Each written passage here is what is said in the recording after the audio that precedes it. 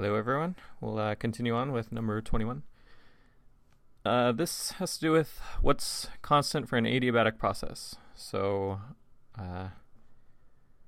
this pops up pretty often in thermodynamics. You're going to want to memorize this. PV to the gamma equals constant for an adiabatic process. PV is not constant. PV equals nRT is still true, but in an adiabatic process the temperature is changing. So we don't want to relate P and V. That's just the easiest way for me to remember it. We want to relate V and T. So we want to turn pressure into volume and temperature, so we can use the ideal gas law. So because PV equals nRT, I replace the P with T over V, and then there's other constants there, but remember, we're just saying that this is equal to a constant anyway. So this constant is going to be a different constant than this constant, but this is good enough to solve the problem. It seems like it's T times V to the gamma minus 1 is the thing that's constant here. All right, number 22. For this, okay, so the fact that they told us that the total energy is 4 times its rest energy, we could solve for the speed of the electron. So I broke this up into two pieces. First, I solve for the speed of the electron. So that's left of this wavy line. So gamma mc squared, which is the total energy of the electron, is 4 mc squared. So gamma equals 4. And from gamma equals 4, we can solve for the speed beta. So just two lines of algebra, I get beta equals square root of 15 over 4. That's the speed of the electron. And then the other handy fact that I used to solve this problem is that momentum over energy gives you speed. So we're given the energy in the problem, we just solve for speed, and so we can get momentum right out of that. So momentum over energy equals square root of 15 over 4, and then the energy is 4 mc squared. So I just took the energy, multiplied it over here, and the 4's go away, and we were left with square root of 15 m for the momentum. So the answer is C. Number 23. There are two speeds involved here. There's the speed of one spaceship relative to the other, and then there's the speed of either spaceship relative to the Earth. So I have to be careful here when I'm doing the scratch work. I have two speeds involved, so I called them V and beta. And it looks like, so from the problem statement, the meter stick on one spaceship is measured to be 60 centimeters long.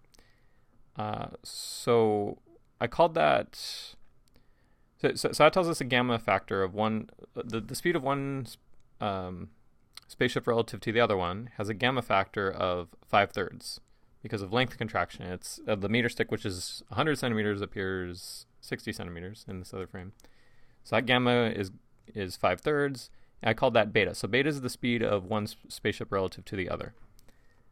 And then from the velocity addition rule, so the other speed, the speed of either spaceship relative to the Earth, I called V.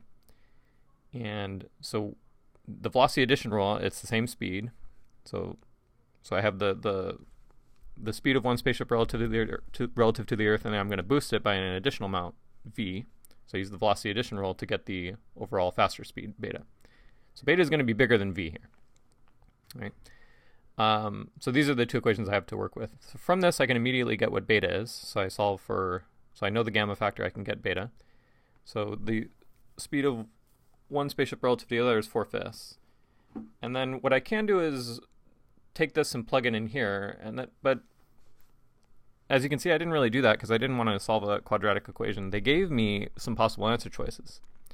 So what I can do here, and what I did was, so this beta 4/5, this is 0.8. So I know that both of them aren't going to be 0.8. If both spaceships relative to the Earth were 0.8, then when they combine, they're going to be 0.9 something, 0.95 or something like that. So I was guessing it wasn't going to be around here. I was guessing it was, I think I guessed this answer right away, 0.5, just because it was easier to work with. So I want to find the number here so that when I plug it in for V, I get beta equals 4/5. So I just guessed right away 0.5. That one's pretty easy. So I have 1 on the numerator and then 1 plus 1/4 here. So I have 1 over 5/4 is 4/5, and that's exactly the beta we want. So this is a combination of knowing the formulas that are relevant, knowing when computationally it might get a little too much, so just plugging in and guessing was quicker And you want to be aware of time on this exam. You got to solve 100 of these problems. So it works just fine. All right, number 24. So another relativity question. Okay, so a meter stick, when the meter stick passes by, it's not going to be a meter in another frame. They give us the speed of the meter stick, so from that speed we can get the gamma factor. And it happens to be the same exact numbers as the problem before. So beta 4/5 corresponds to gamma 5/3. So we know the gamma factor right away.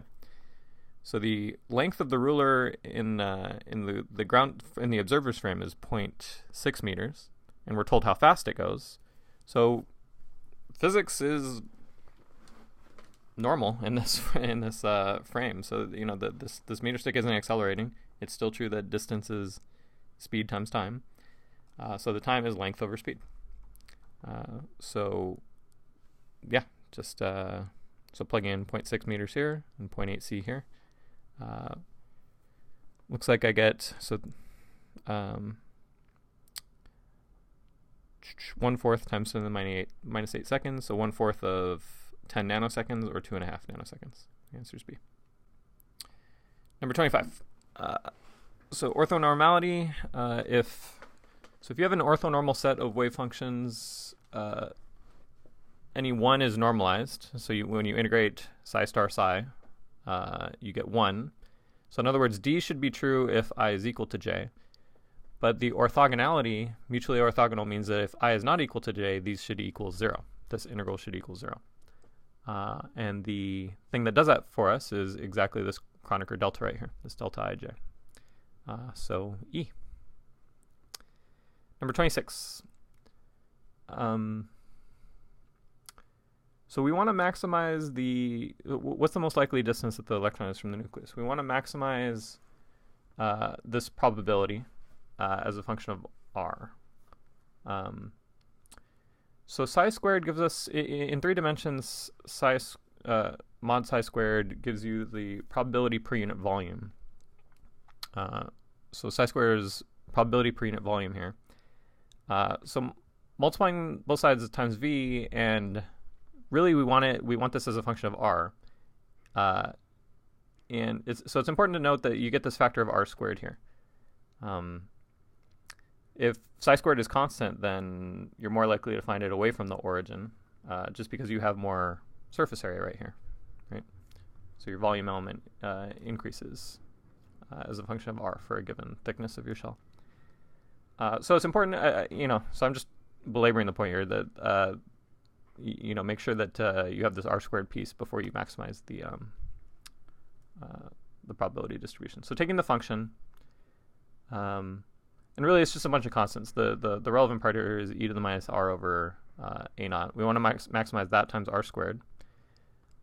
So I call this function u. I take the derivative and set it equal to 0. So taking the derivative with respect to r, so it's 2r times this exponential, or 2 over r times the original function, so this was just me being lazy and not writing out the exponential again. And then chain rule, so this one has a minus 2 over a naught times the original function equals 0. The u's cancel out, and we get r equals a naught over the Bohr radius. Number 27. We want frequency given lifetime.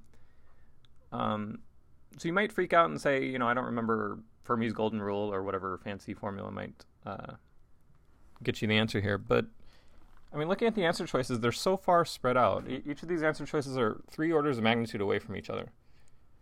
And so really you can just, you're given a lifetime and you want a frequency. So you should be thinking, well, frequency is, cycles per second. Those are all the answer choices. And sort of the natural guess here is, well, if that's the lifetime, I can just take the inverse of this. So 1 over 1.6 times 10 to the minus 9 seconds. This is, the inverse of 1.6 times 10 to the 9 cycles per second. I guess radians per second would be the more natural. So in formulas, you're more likely to see omega than f. So it's probably radians per second. This is about 6, or 0.6, so it's about 6 times 10 to the 8 radians per second. And another factor of 2 pi will get you 10 to the 8 cycles per second, 10 to the 8 hertz, or 100 megahertz.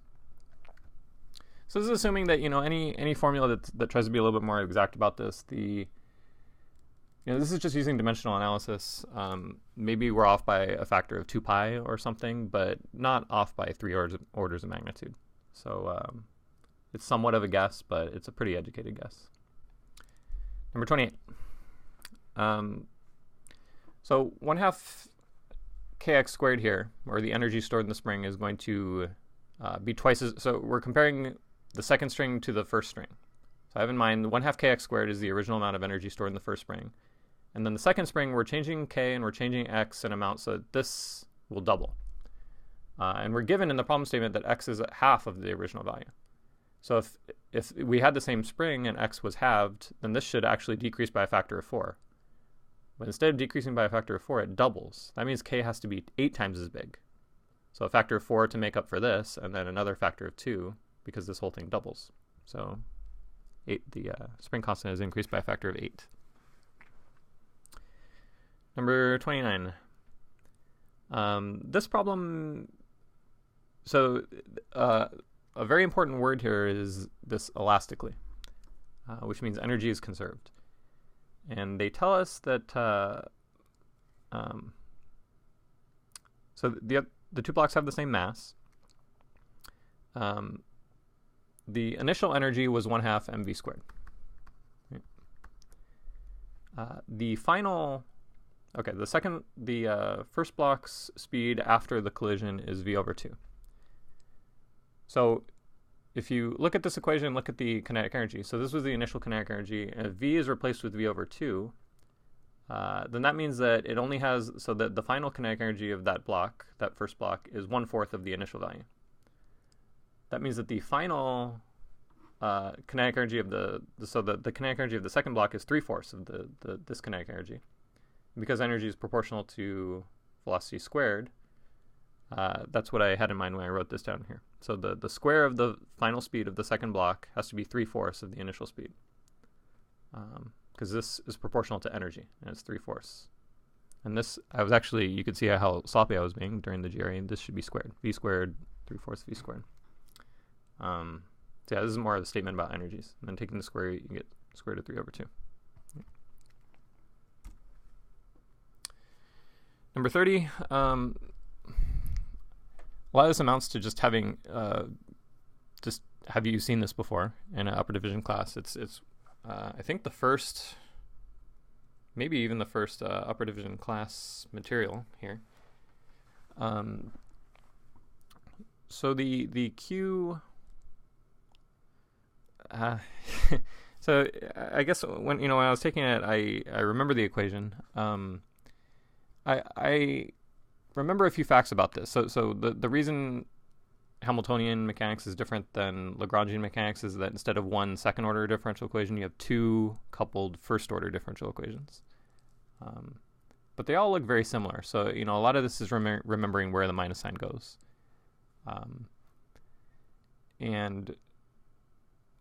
One way to remember where some of the signs go is to remember, well, for a free particle, the energy, the Hamiltonian, is p squared over 2m. And then, so if I take a derivative with respect to p, I get p over m, which is velocity, or x dot. So it looks like q dot is equal to dh dp without a minus sign. So I think that already narrows it down to just this one, right?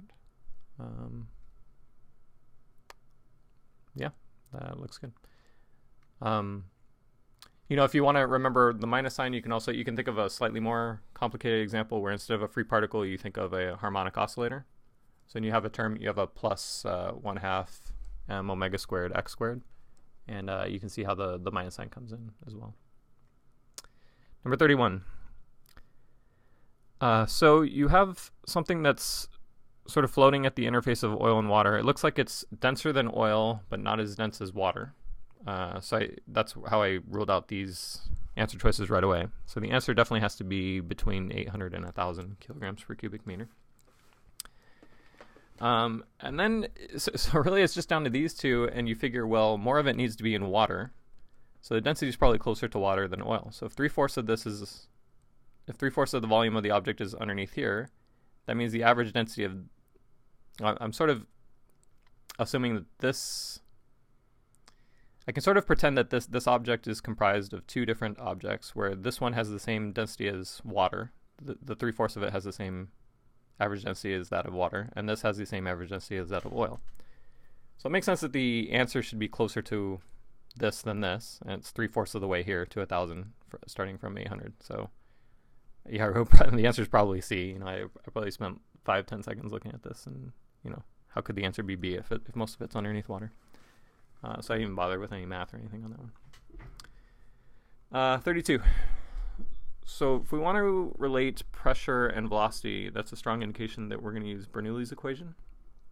And there's no mention of a change in height in a gravitational field for this pipe. So if this pipe talked about maybe going up to the ceiling of the building, then I would make sure I would include another term in Bernoulli's equation, rho GH.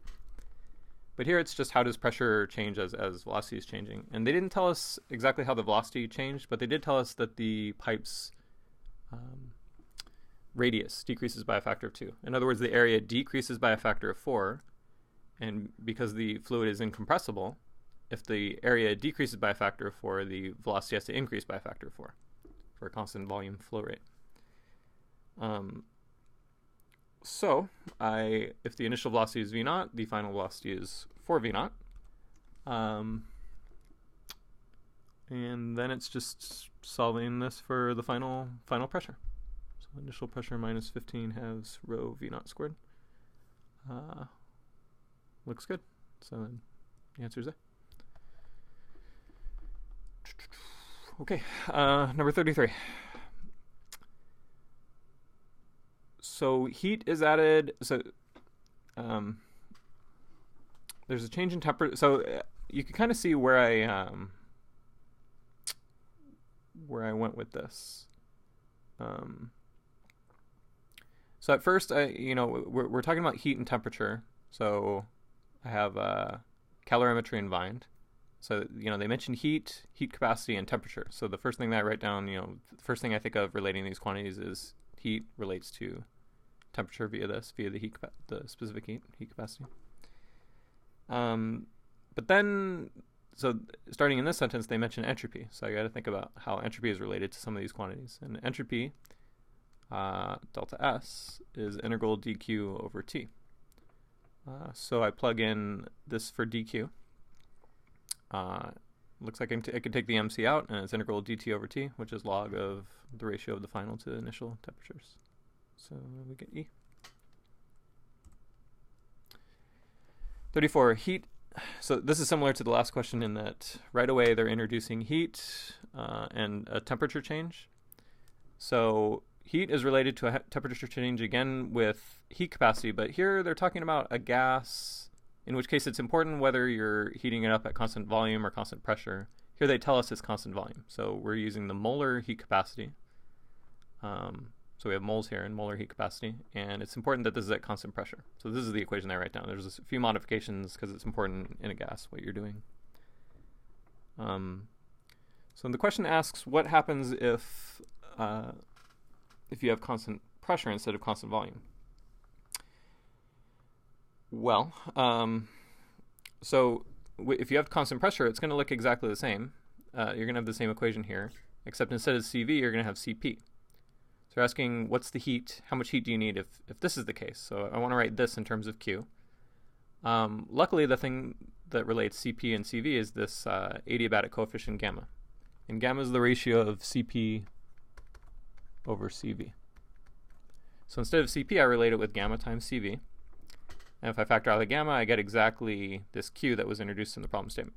So the answer is going to be gamma times the Q that they gave us, and the fact that it's a monatomic ideal gas tells us that the gamma is 1.67, or 5/3. So if this was a diatomic ideal gas, then it depends on what temperature you're at. Depends on whether the rotational or vibrational modes are excited. For most diatomic molecules at room temperature, the rotational modes are excited, but not the vibrational ones. So in that case, gamma would be 7/5, or this would be, so this would be 1.4. If this was a diatomic ideal gas at room temperature. All right, 35. For this one, we have a heat pump, and the way you classify heat pumps is with this thing called coefficient of performance. So with engines, you have an efficiency. With heat pumps, you have a coefficient of performance. And the way I remember the formula for this is it's what we want over what we pay for it. So this is how I remember both the formula for coefficient of performance and for the efficiency of a heat engine. Now for this heat pump acting as a refrigerator, we want to extract as much heat as possible from the low temperature reservoir. So what we want is QC to be as big as possible. But the second law of thermodynamics says that we can't just extract the heat and go straight to the high temperature reservoir. We have to put some work in. So how much work is how much we have to pay for this. So it's this ratio that's relevant here. And just from conservation of energy, we can say, well, this energy is equal to this plus this, or I can rewrite W in terms of the Qs. And the reason I did that was to help me remember that so this is always true. This is always the coefficient of performance. The ideal coefficient of performance, the maximum value that this can be, is for a Carnot heat pump, in which case I can take this formula and just replace the Q's with T's. And they give us the temperatures that this is operating at. So they tell us the cold and hot temperature and high temperature reservoirs. They tell us in degrees C, so make sure you convert that to absolute temperature. So it looks like the ideal coefficient of performance, the maximum coefficient of performance that we can have here is 14. Yeah, so we want, so going back to the question, how much work is required to deliver this much heat indoors? Sorry, I think I said refrigerator acting earlier, but no, it's acting as a heat pump to heat the house, but it's very similar to a refrigerator. So this 1500 is how much heat is being delivered to the high temperature reservoir, the indoors. So this piece right here is 1500. And that's not the piece that appears in the coefficient of performance. So I want to say that, well, it's about this divided by 14 is how much work we have to put into it, but not exactly. You want to be careful with the equations here because I have two of these answer choices that are very similar. So at this point, rather than guess, one of these two, I actually went through a little bit right here just to make sure I was confident of an answer. So 14 is this ratio. So I multiply the W on both sides. So 14 times the work that I have to put in is QC, just from the definition of coefficient of performance, but then that's QH minus W, again, from conservation of energy here. So I move the W over to the other side. Now I have the relationship between how much work do I have to put in versus how much heat is coming out right here. And we're given 15 kilojoules right here. So we can solve the work required is 1 kilojoule. Right, so now, by the time I get here, now I'm pretty confident that the answer is B. Okay, 36. We have an LC circuit, undamped, undriven LC circuit. So right away you should think of, well, this is oscillatory motion. The energy is bouncing back and forth between the inductor and the capacitor. So automatically just looking at the circuit, I'm guessing, and I see on the axes I have U versus T. So I know the answer is going to be A or B. The only difference here is the initial conditions. And, what are we talking about? Are we talking about the energy of the inductor or the energy of the capacitor? So reading the problem statement, we have that the capacitor is initially charged. And we're asked about what's the energy stored in the inductor as a function of time. So at t equals 0, it looks like all of the energy is in the capacitor, and that means 0 of it is in the inductor. There's no current going on in the circuit. The capacitor is charged up right before you close the switch. So we need the function, the oscillatory function that starts off at 0 for the inductor. If they asked about the capacitor, the answer would be B. But it looks like the answer is A right here. Whoa. Sorry about that. Okay, 37.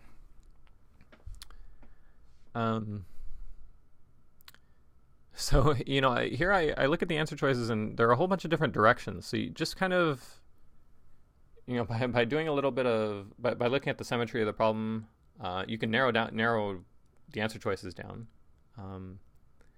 So I have two electric charges here, one opposite sign here. So when I drew these arrows here, I assumed Q is positive. Yeah, I didn't assume it. They told us that the charges Q is. They tell us here that Q is a magnitude, so Q is positive just by the way that they phrase this. Okay, so Q is positive, so that means that this charge has an electric field contribution pointing this way, and this charge has an electric field contribution pointing this way. And we add these two, because this is equidistant, because these are the same magnitudes, these two arrows are equal, and the angle with respect to the horizontal is the same. So when we add these two, you get an arrow pointing to the left. So the direction of the electric field at point P, due to both these, is pointing straight to the left, or in the minus x direction. So the answer is E here. All right, 38. Now to get the magnetic field from a long infinite wire, you can grab the wire with your right hand so that your thumb is pointing in the direction of the current. So imagine for this wire, just grab it so your thumb is pointing this way. Your fingers are curling around the wire. And they're curling around in such a way that your fingers are pointing into the page at point P. Right, so the magnetic field here, or the contribution of the magnetic field here due to this wire is pointing into the page. If you do the same thing for this wire, the magnetic field contribution is pointing straight out. Now the magnetic field is inversely proportional to distance to the wire. But it's the same distance here, A and A. So there's a contribution out right here due to this wire and in right here due to this wire. And so those two will perfectly cancel. And the magnetic field is actually 0 at that point. Number 39. We're given the lifetime of a muon in its rest frame, and we're saying it's traveling in the lab frame. That means it lives longer because of time dilation. The muon lives longer by a factor gamma, where gamma you can get straight away from the speed. And this is the third time now we've seen it in this exam, that gamma is 5/3 for that speed. Okay, so the lifetime is gamma times the proper lifetime, or this many microseconds. And I haven't plugged it in quite yet, and you'll see why right here. So how far did the muons travel? Well, again, distance is speed times time. Speed 4/5 c, and the time I left the 5/3 here. Notice how I didn't calculate a number right here because I figured that this fraction might be canceling part of this, and indeed that's true. See how the 5's cancel right here. So I don't want to deal with decimals, and I don't want to do too many computations before I absolutely have to. Here it turns out I absolutely have to, right? I actually need a number right here. So the 5's cancel out. It looks like 4/3 c. What do I do here? So this is nice because c is 3 times 10 to the 8 meters per second. So 3's cancel out. So I get 4 times 10 to the 8 meters per second. Times 2.2 is 8.8 times 10 to the 8. Now I have,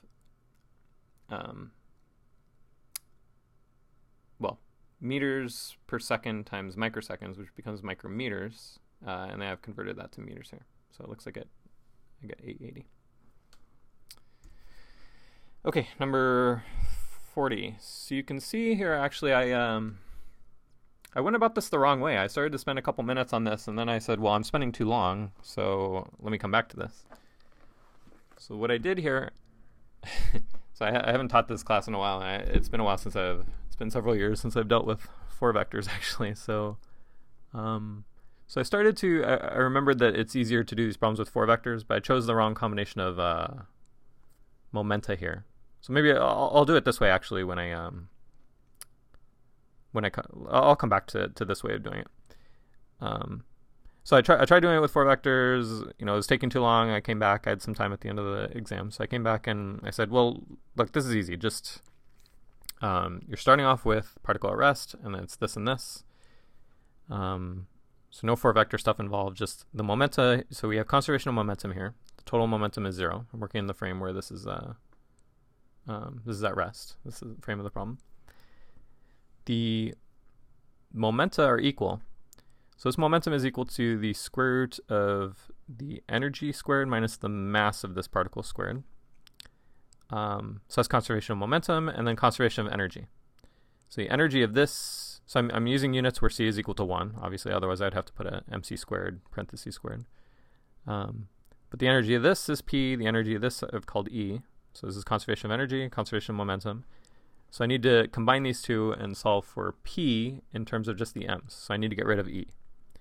So what I've done here is I got rid of the nasty square root and I plugged in for e. Plugged in capital M minus p. And then it's just solving for p. And luckily the p squareds go away, so there's no quadratic formula stuff or anything. I get p right there. Generally for problems like this you want to use 4 vectors. I happen to choose the wrong combination here. I've labeled these p1. What I had in mind here is p1 is the momentum of the small m, and p2 is the form momentum of the photon. And what I should have done here, I suppose, is so instead of so for 4 vectors, I have p1 mu plus p2 mu is the total momentum mu. I tried exploiting the invariant dot product, as Griffiths mentioned so often in his book, in his particle theory book. I'm almost done with this video. So actually the way to go about this is p1 mu, I can put the p2 mu over to the other side. You'll see why this is useful in a second here.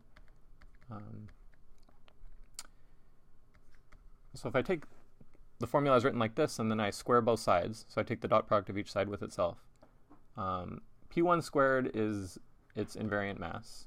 So that's lowercase m squared. And this is p squared plus p squared. So this mass, the total mass, so the invariant mass of the parent particle is m. The mass of the photon is 0. So this is plus p2 squared is 0. Minus 2 times the dot product between these two things. The total momentum 4 vector dotted in with the p2. So this right here is p2, the 4 vector for p2, and this shouldn't have a. I think I was starting to get flustered at this point, just messing up. So this is the momentum of p2, the total momentum 4 vector. These should all.